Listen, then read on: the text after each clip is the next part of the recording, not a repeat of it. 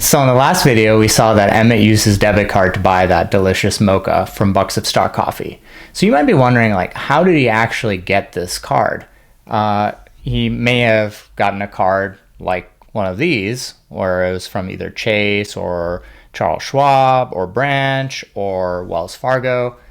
In most cases, he probably went to a bank branch and opened an account there. But when you open an account with a bank for a debit card, you need a few things. So you need to be able to essentially prove you are who you say you are. You can do this by telling the person at the bank your name, your address, your social security number, your date of birth, and maybe you might provide a driver's license or a passport or something else to be able to prove that you are who you say you are. So all banks are actually required to do this, and this is known as Know Your Customer, or KYC. So more recently, people have been able to actually open up bank accounts or open up debit cards just through their mobile app.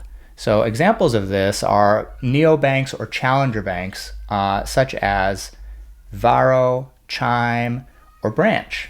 And in there, you don't actually have a physical bank branch to walk into, so all of your KYC is actually done right through the convenience of your smartphone, be it your iPhone or your Android device. So once you've gone through KYC, the bank will actually offer you a debit card that's typically mailed within 7 to 10 business days. With it, you might also get a checkbook or other means of being able to access your account, such as an account routing number. But the main thing that you're getting here is your debit card, which should arrive in the mail. The newer banks out there, such as Branch, can actually offer you a digital card right away as soon as you open the account. So as soon as you go through KYC on the mobile app, you can actually get an Apple Pay or Google Pay version of that card right into your mobile wallet. And then once you get the physical card in the mail, then you can go ahead and add that to your account.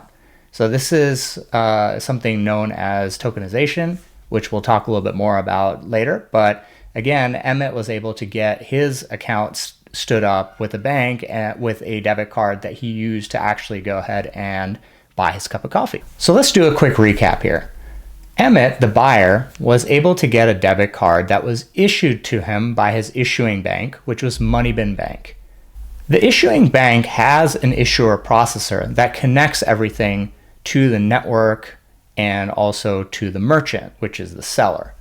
Examples of an issuer processor include Marqeta, I2C, Galileo, TSYS, FIS.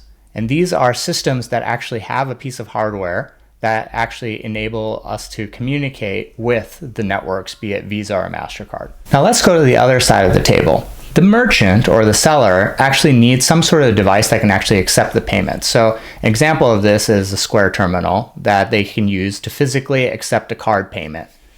Now, if the merchant is actually online, they could use something like Stripe that can actually accept the payments through a web form.